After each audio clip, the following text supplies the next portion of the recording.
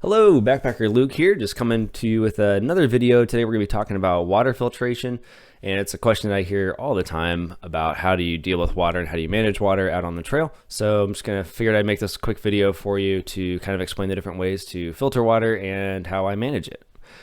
First off is I usually end up carrying about 2 liters of water on the trail with me. I found this to be a pretty happy medium. It doesn't weigh too much while it's in my backpack, but it's enough that I'm not stopping to filter water every 15 minutes.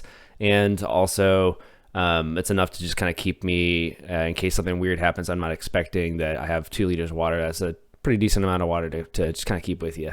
So that's the first thing. Second thing is there's multiple different ways to filter water. Each of them kind of has their benefits and also their detractors. So I'm just going to be going through each of those in this video. So the first one is the simplest method. It's not the one that I would recommend at all, but I'm trying to talk about every version of filtering water. So here we go. The easiest and simplest way technically to filter water, but it's not going to do the job, I don't recommend it, is to simply just take whatever your water bottle is, take something like a bandana or something like that and put it over the opening, and then when you dip it into the water, that way it's kind of filtering out some of that stuff through the cloth, and you just let it do it that way. I don't recommend that. That's not going to get rid of any of the bacteria or viruses or anything like that in the water. It's just going to get rid of some of the particulates, so you're not going to get moss in your water, but it's still going to have all the stuff that's going to give you all sorts of health problems on the trail, and you don't want that. So just going to say don't use that method, but that is technically a method for filtering water, so there you go.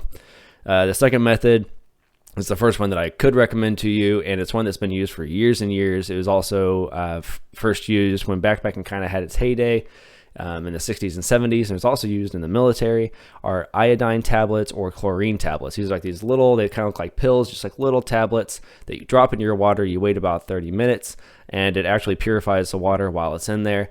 The thing is, it doesn't get rid of particulates and stuff, so because you're just like dumping your water into a river, let's say again, and then you drop your tablet in there, so it will filter the water. It will, it will purify the water, but it won't filter the water. So you could technically mix those two first methods. You could use a bandana or a cloth, a clean bandana or a cloth or something like that.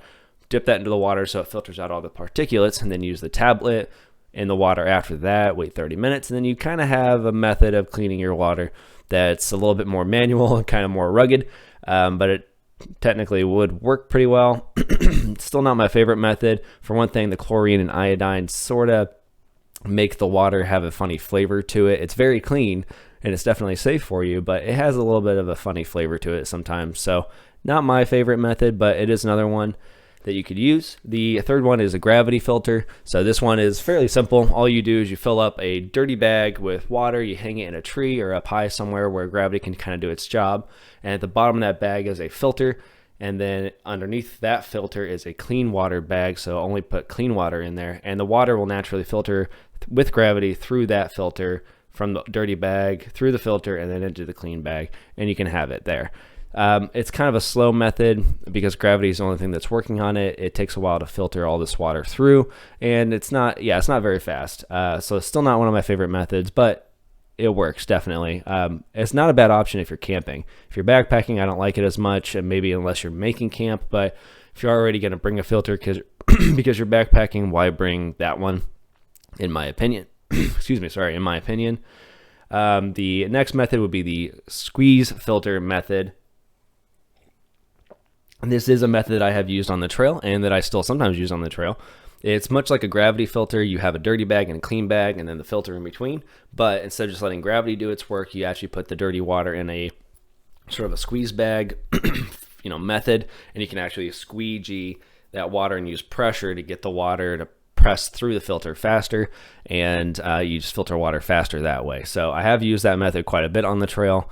It is one of my more favorite methods. The reason being is it is definitely the lightest method besides the tablets. It is the lightest method to filter water. They also aren't very expensive. They're like $10 for a squeeze filter. I use the Sawyer one. It's very popular and does a great job. You can just kind of squeeze water through it. It does take a little while. It's not as fast as the next method I'm going to be talking about, but it's much faster than the other methods that I have already discussed. So that's not a bad option. It's also the lightest option you can bring on the trail besides the tablets. Excuse me. The final version is the pump filter, and that one is essentially using the it's usually using a little bit better water filter than the squeeze filter. And then it also has sort of a pump mechanism. So you're either kind of pumping it like this or you're doing this. MSR and Sawyer both have pump filters that are really popular and do a great job. The filters can also be made of ceramic instead of paper. So the filters last a little longer, and technically they might have a better quality of catching like smaller and smaller microbe kind of things. But all of these filtering methods will work for filtering water, especially if you're in your native country. So what I mean by that is sometimes viruses are very hard to filter out. So sometimes a virus from, if you're traveling in a different country and you need to filter water, technically you might pick up like a little virus or something like that from the water, because sometimes the filters don't catch all of that. In that case, actually the iodine or chlorine tablets are the best option for you, because they will actually get rid of everything. You're not squeezing water through anything. It's literally just going to like zap fry everything in that water in 30 minutes. So oddly enough, if you're traveling abroad, the tablets are actually a really good option for you. But if you're domestic, my favorite option is either the squeeze filter version or the pump filter version. If I'm not too worried about weight, I'll bring the pump filter. It's a couple more pounds than the squeeze filter, but if I'm just really trying to keep my weight down, then the squeeze filter is a great option. It's just a little bit slower. So I hope you enjoyed that. I hope you got something out of it, and that you have a better understanding of water filters, what the types of water filters are, and maybe which ones are best for you on the trail. I will probably try to put some images on the screen as I'm talking about these so you understand what I'm talking about. But I hope you enjoyed it, and I'll see you in the next one. Thanks.